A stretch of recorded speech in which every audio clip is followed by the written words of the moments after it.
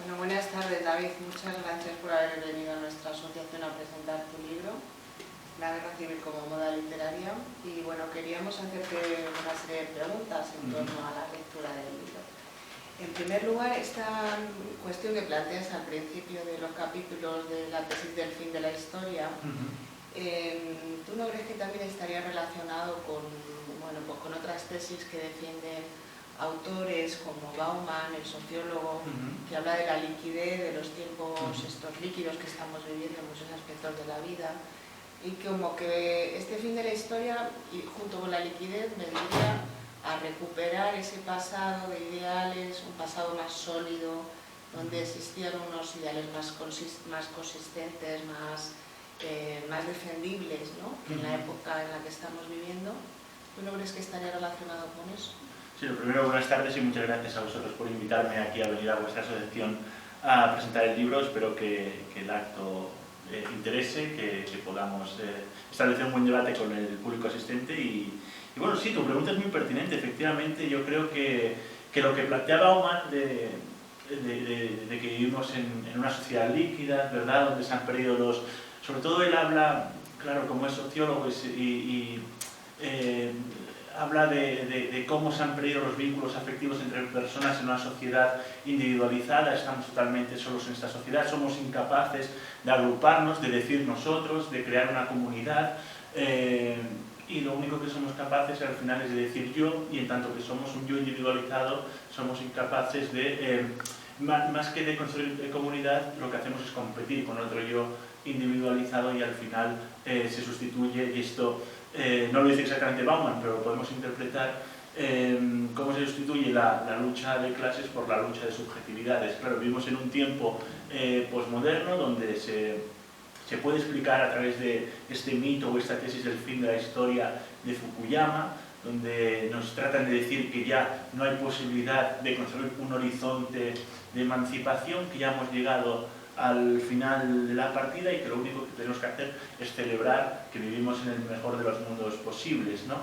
Entonces sí, creo que esta tesis de Bauman puede ser muy acertada. De hecho, creo que si utilizamos su propia terminología, podríamos decir que en estas novelas de la guerra civil que se escriben en la actualidad hay una reconstrucción líquida por oposición a poco sólida de la historia. Sí, estoy de acuerdo con el planteamiento. Casi lo que habría que poner de relieve en el supuesto de que se pudieran hacer otro tipo de novelas sobre la guerra civil, como consecuencia de ese pasado tan espantoso que tuvimos y en los tiempos líquidos en los que estamos viviendo hoy, digo como consecuencia, articulando estos dos conceptos, lo que se tendría que poner de relieve en las novelas, bajo lo que yo he podido percibir en tu libro, es precisamente la consecuencia de la liquidez, poner de relieve la liquidez como consecuencia de todo este pasado espantoso, donde al final vemos como el capitalismo ha triunfado y además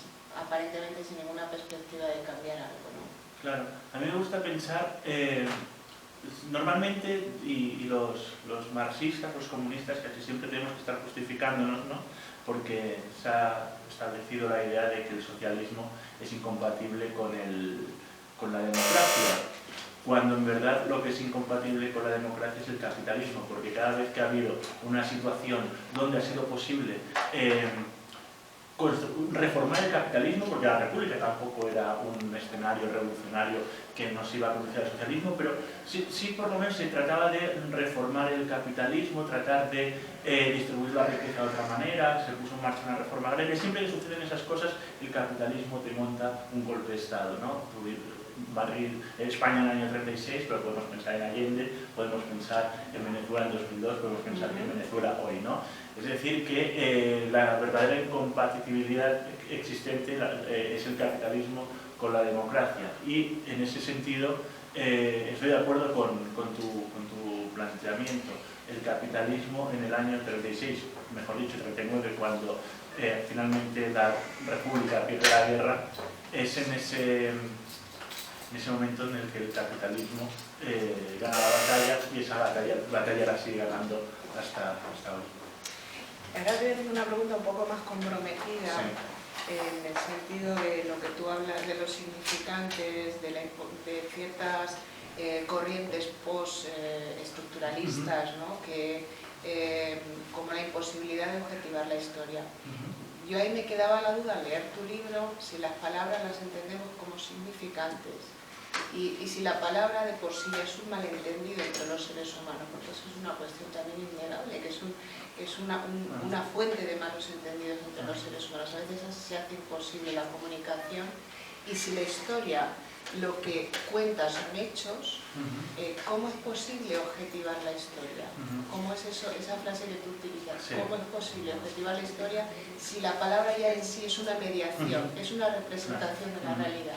Claro, lo que habría que hacer entonces es, creo que un buen historiador con ambición de alcanzar la verdad, porque al final creo que todo científico, sea científico, aunque sea científico social o un científico de las humanidades, como puede ser un historiador, lo que tiene que hacer es perseguir la verdad. Entonces, si él asume, como tú señalas, que la palabra es, y creo que es verdad, y muchos novelistas reflexionan en este sentido, no de los novelistas que tenemos aquí, sino de los novelistas críticos, reflexionan en ese sentido de que la palabra es un arma de doble filo y si es verdad que me sirve para comunicar, también me sirve para alejarme de la verdad porque las propias palabras son una construcción del poder. Por lo tanto, ¿cómo puedo cambiar el mundo con las palabras y las palabras las llena el significado del poder? Es la gran contradicción con la que vive toda persona que a través de la literatura, a través de la palabra escrita, quiera cambiar el mundo. Aún así, yo creo que tenemos que hacer lo suficiente para disputar el sentido al poder, el sentido que le da las palabras y a partir de ahí poder construir un relato contrahegemónico, un relato antagonista que nos sirva para construir un horizonte de emancipación y de un posible escenario poscapitalista o al menos posneoliberal. Una pregunta que no quiero que se me pase, sobre todo al leer tu libro, ¿no? Lo que se me viene a la cabeza una vez leído es que me han destrozado las novelas de Almudena Grandes. Sabía que iba a salir, Sobre todo porque soy una gran lectora de Almudena Grandes, me he leído todas sus novelas y me han emocionado. Pero por otro lado pienso que al leer tu libro, detenidamente, como te decía, es una sacudida fuerte, un meneo fuerte de despertar de una especie de espacio de confort emocional con la literatura en torno a la guerra civil. Como que uno acude ahí, hay que oír, fíjate cómo mataron a esas personas, pobrecitos, qué injusticia, ¿no? Todo este tipo de vamos a llamarle ese confort emocional, no quiero llamarle sensiblería, pero sí como que uno se encuentra a gusto porque se reconoce por los ideales, por las posiciones de izquierda que defendemos algunos en ese retorno al pasado con la guerra. Pero luego hay otra cosa muy interesante, en la parte final de tu libro hablas de un autor que no me acuerdo ahora mismo muy bien quién es, como de esa recuperación violenta de la memoria, ¿no? ¿Qué significa esa recuperación violenta de la memoria? Ese instante del que habla también, me parece, Benjamin, y de alguna manera, en esta época estamos preparados. ¿Tú crees que estamos preparados para que ocurra ese instante? ¿Podríamos estar preparados? ¿Qué nos hace falta? Empiezo por el principio para no olvidármelo. Me ha parecido interesantísimo tu término de confort emocional. Creo que a partir de ahora lo hago mío, me parece muy adecuado porque evidentemente al final salimos de las novelas diciendo qué bien que yo no pasé eso, ¿verdad? Lo cual, por oposición a ese pasado que nos cuentan las novelas, decimos, pues no estamos tan mal, ¿no? Y yo creo que, y porque además fíjate que en las novelas de Almudena Grandes, y yo insisto, siempre lo digo, aunque ya nadie me cree, ¿no? Pero yo disfruto mucho leyendo a Almudena Grandes, incluso salgo muy emocionado de sus novelas, incluso alguna vez he llorado, me gusta, creo que ha hecho una labor importante en rescatar o en contar cosas de la guerra civil desde una posición más o menos progresista, pero me fastidian un poco, y perdón el término fastidiar, ¿no? Quizás no sea más apropiado aquí, pero sí esos finales felices, ¿no? Donde al final, para decir, no, es que encuentran el amor, claro, sí, todo se resuelve, ¿no? Al final, yo siempre digo que el final feliz es un acto ideológico. Y el final feliz es un acto ideológico porque te cierra un episodio histórico, que no está cerrado, como es el de la Guerra Civil Española. Por lo tanto, en ese final feliz de las novelas de Almudena Grandes es donde yo puedo establecer una crítica, porque ese es el lugar donde sus novelas terminan flaqueando desde mi humilde punto de vista.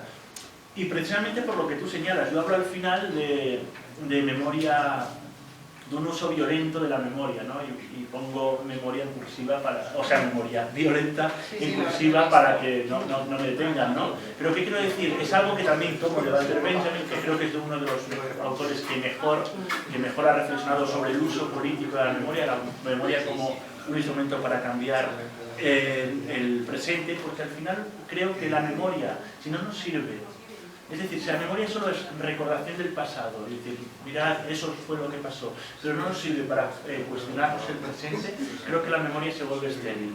¿Y por qué creo que se vuelve estéril? Porque aquel pasado, como estábamos diciendo, aquel pasado victorioso, ese pasado que ganó la guerra civil, es nuestro presente de ahora. Claro. Nuestro presente de ahora es un presente heredado de aquel pasado vencedor. Por lo tanto, creo que hay que establecer esa vinculación, esa relación de continuidad entre aquel pasado vencedor y el presente heredero. Si no establecemos esa continuidad, esa vinculación, como no vemos la continuidad, no podremos romper esa continuidad. Y yo creo que una memoria de verdad violenta, impulsivas, ¿no? Lo utilizo yo, con una memoria de verdad, donde se articule políticamente la memoria, tiene que servir para romper con un pasado que fue el pasado que ganó la guerra civil, que sigue llenando todavía nuestro presente. La prueba es que nunca se ha condenado el fascismo en España.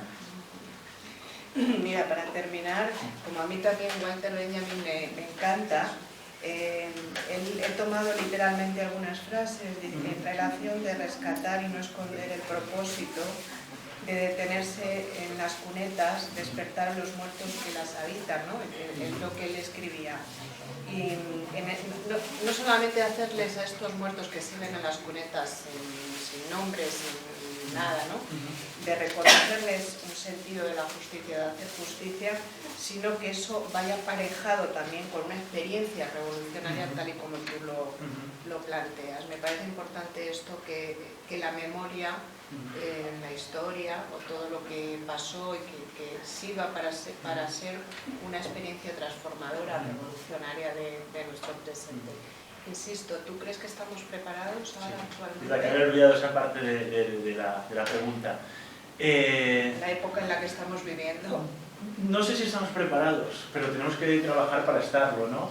Para cambiar la correlación de fuerzas, tenemos que trabajar para que finalmente logremos desde nuestras organizaciones, pues también desde nuestros trabajos que realizamos, en el caso mío de escribir este libro, es un trabajo para ir cambiando esa correlación de fuerzas.